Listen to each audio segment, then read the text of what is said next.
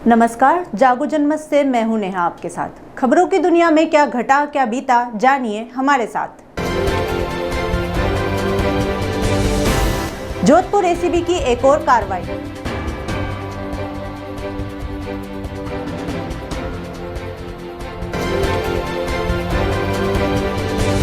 गाय को बचाने के चक्कर में पलटा शराब से भरा ट्रक।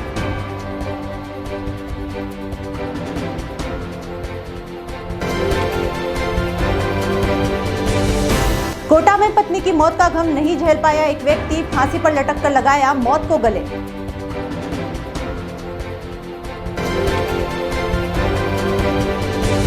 मामूली बात को लेकर बदमाश ने किया 2 महिलाओं को चाकू से घायल।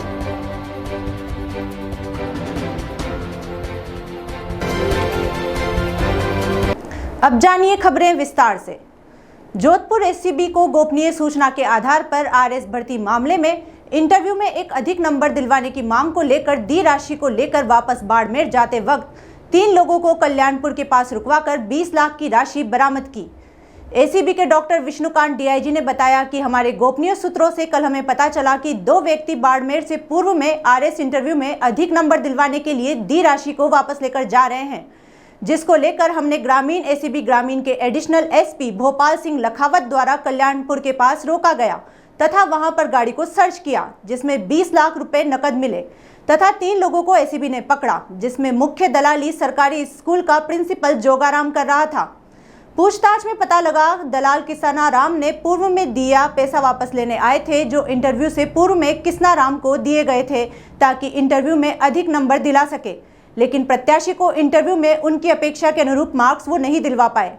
इस वजह से पूर्व में ली गई राशि को वापस लौटाया गया। वहीं एसीबी के मुताबिक अभी जांच जारी है।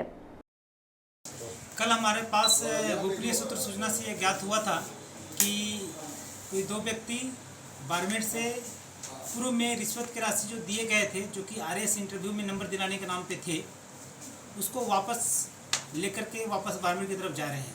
हमने इस सूचना पे थोड़ा वर्क शुरू किया और कार्रवाई के बाद हमने उसे कल्याणपुर थाने के पास हमने उसे हमारी टीम ने, जो कि जोधपुर ग्रामीण के एडिशनल एसपी भोपाल सिंह लखावत के द्वारा उन्हें रोका गया और जब देखा सर्च की गई उनकी गाड़ी की, तो उनकी गाड़ी में हमें 20 लाख रुपए मिले।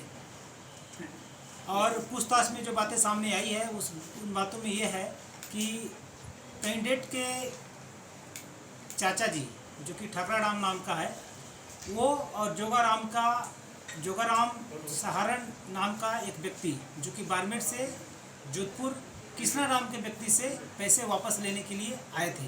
इन्होंने पूर्व में ही इंटरव्यू से पूर्व किसनाराम नाम के व्यक्ति को 20 लाख रुपए दिए थे रिश्वत के रूप में, ताकि इनका इंटरव्यू में अधिक नंबर दिला सके। शहर के कुनाड़ी थाना क्षेत्र में hanging bridge Sakatpura toll plaza के पास हाईवे पर एक तेज रफ्तार ट्रक अनियंत्रित होकर पलट गया। हादसे में ड्राइवर व खल्लासी केबिन में फंस गए, जिन्हें टोल कर्मियों द्वारा सुरक्षित तरीके से बाहर निकाला। ड्राइवर व खल्लासी को पैर में चोटें आई हैं। ट्रक में शराब की पेटियां भरी हुई थी। ट्रक पलटने से पेटियों में रखी शराब सड़क पर बह गई। हादसे की सूचना पर कुन्हाड़ी थाना पुलिस मौके पर पहुंची। टोल प्रभारी अजीत सिंह ने बताया कि शराब से भरा ट्रक अलवर से झालावाड़ जा रहा था। सकतपुरा टोल के पास गाय के सामने आने से वह अनियंत्रित हो गया। गाय को बचाने के चक्कर में सड़क से नीचे उतरकर पलट गया। हादसे में ट्रक सवार 2 लोग केबिन में फंस गए। जैसे ही टोल कर्मियों की नजर पड़ी तो वह दौड़कर ट्रक के पास पहुंचे और केबिन में फंसे ड्राइवर व खल्लासी को बाहर निकाला। दोनों के पैर में चोटें आई हैं। कुन्हाड़ी थाना से कांस्टेबल मान सिंह ने बताया कि ट्रक में देशी शराब की पेटियां रखी थी। हादसे में ट्रक चालक शालीन खान व खल्लासी शाहिद के पैरों में चोटें आई हैं, जिन्हें इलाज के लिए अस्पताल ले जाया गया है। ये अलवर से झालावाड़ जा रहे थे। झालावाड़ की शराब भरी हुई है। यहाँ पर सुबह गाय आई थी आगे, उसके बचाने के चक्कर में गाड़ी गिर गया। हाँ, वाहन भी आया था, उसने उस तरफ से इस तरफ लगा था, इधर से आके अपनी गाड़ी गिर गई। साइड से आ रही थी, तो एक गाय को बचाने के चक्कर में और एक जो कि उसके आगे एक ट्रक खड़ा हुआ था, तो ये गाड़ी पलट गई। तो इसमें पलटने के बाद इन लोगों को हल्की फुल्की चोटें आई। बाकी का हमारा स्टाफ आया और तत्काल इनको गाड़ी से निकाला। बाकी का सुरक्षित है सब और पुलिस को इन्फॉर्म कर दिया। कोटा में पत्नी की मौत का गम नहीं झेल पाया एक व्यक्ति और फांसी के फंदे पर लटककर खुद को मौत के गले लगा लिया।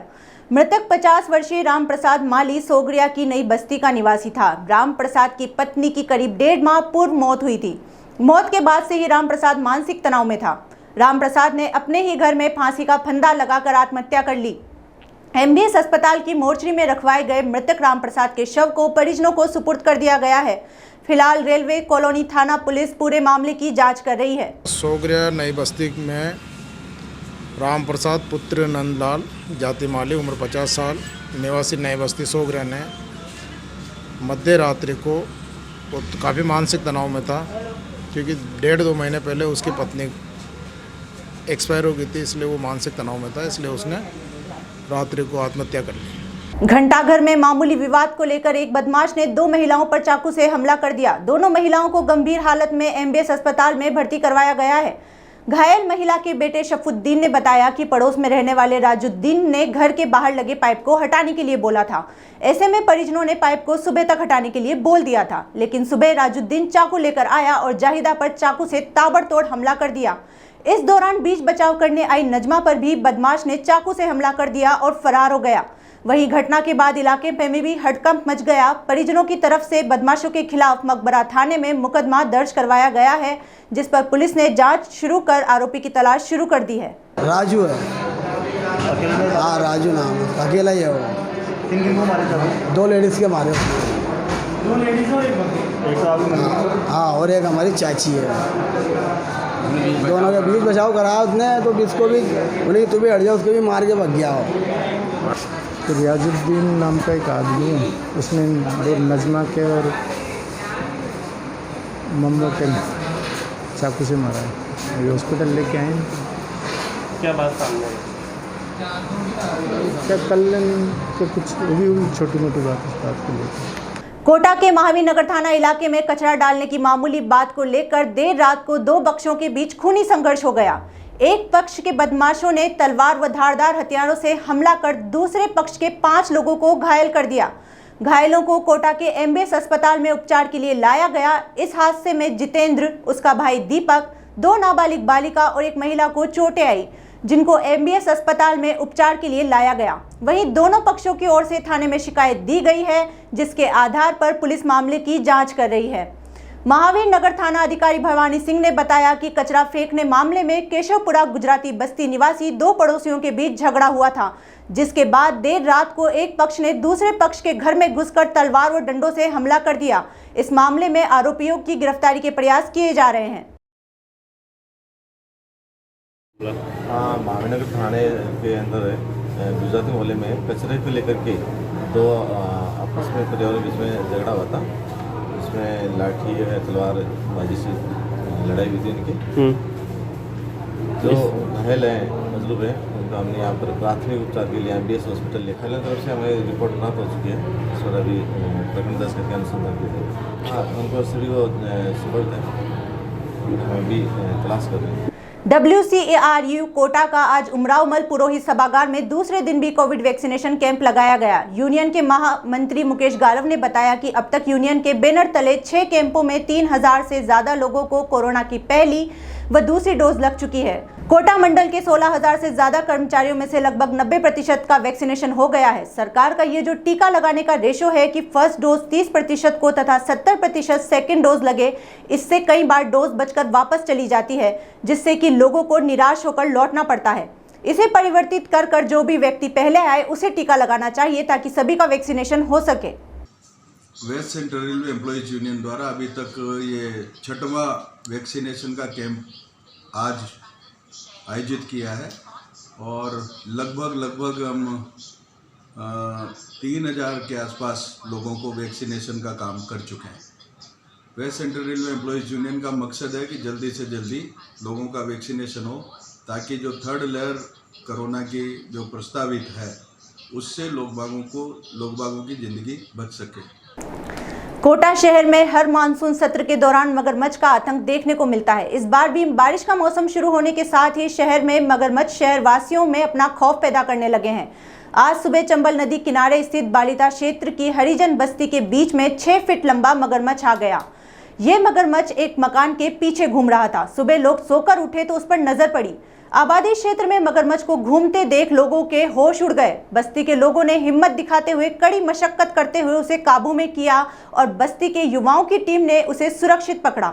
इस बारे में पुलिस कंट्रोल रूम पर सूचना दी गई। इसके बाद कोटा वन मंडल की लाड़पुरा रेंज से वन कर्मी को मौके पर भेजा गया, जिसे बस्ती के लोगों ने मगरमच्छ सुपुर्द किया। अब इस मगरमच्छ को वन विभाग सुरक्षित जलाशय में छोड़ेगा।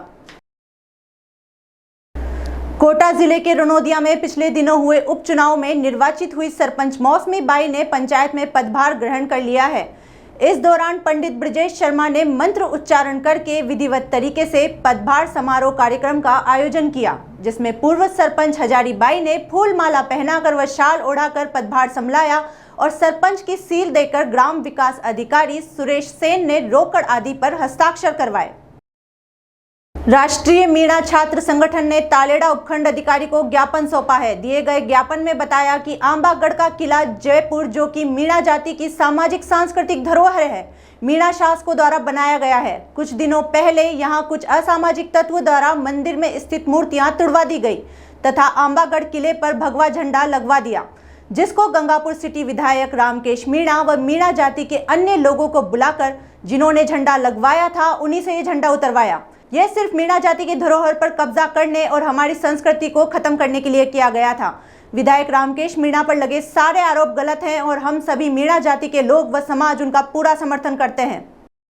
छिपा बड़ौद पंचायत समिति सभागार भवन में भ्रष्टाचार निरोधक ब्यूरो बारा द्वारा जन संवाद कार्यक्रम आयोजित हुआ, जिसमें गोपाल सिंह काणावत व अतिरिक्त पुलिस अधीक्षक भ्रष्टाचार निरोधक ब्यूरो ने जानकारी देते हुए बताया कि अगर आपके क्षेत्र में कोई भी राज्य सरकार व केंद्र सरकार का कर्मचारी काम के बदले रिश्वत मांगता है तो आप सीधे हमें शिकायत दर्ज करा सकते हैं। इस दौरान जनसंवाद कार्यक्रम में पत्रकार, जनप्रतिनिधि, अधिवक्ता गण व पूर्व सरपंच व वर्तमान सरपंच मौजूद रहे। इसका उद्देश्य है कि श्रीमान BL सोनी साहब, महानिदेशक भ्रष्टाचार निरोधक ब्यूरो जयपुर के आदेशानुसार हम जो है व्हाट्सएप हेल्पलाइन नंबर और हमारे ACB के हेल्पलाइन नंबर 1064 का प्रचार प्रसार करना, ACB की जो कार्य प्रणाली है कैसे दर्ज करते हैं, जनता उनके बारे में बताना, जनता से, आम व्यापारियों के अध्यक्ष से, वकील साहिबान से, आप पत्रकार महोदय से सबसे अपील करना कि भाई आप भ्रष्टाचार संबंधी कोई शिकायत है तो हमें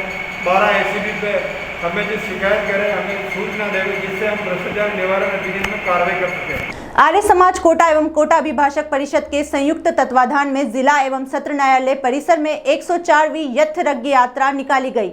अध्यक्ष मनोज गौतम एवं महासचिव पदम गौतम ने बताया कि आर्य समाज के द्वारा विगत कई वर्षों से इस प्रकार की रथ यात्रा का आयोजन किया जा रहा है, जिसमें सभी लोग हवन में आहुति दे सकते हैं। गायत्री मंत्रों के जाप से न सिर्फ वातावरण में पावनता आती है, साथ ही हवन सामग्री से वातावरण भी शुद्ध होता है एवं इस भीषण कोरोना वायरस के काल में वातावरण को शुद्ध रखने का दायित्व हम सबका है। बताई गई विधि है, कोरोना महाकाल में पर्यावरण शुद्धि अति आवश्यक है।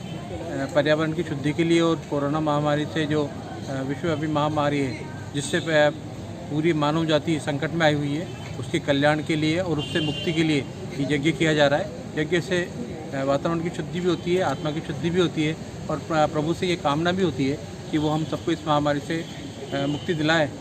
और आज इस अवसर पर हमारे को ये सौभाग्य प्राप्त हुआ कि कोटा अभिभाषक परिषद के द्वारा हमारे को इस यज्ञ यात्रा का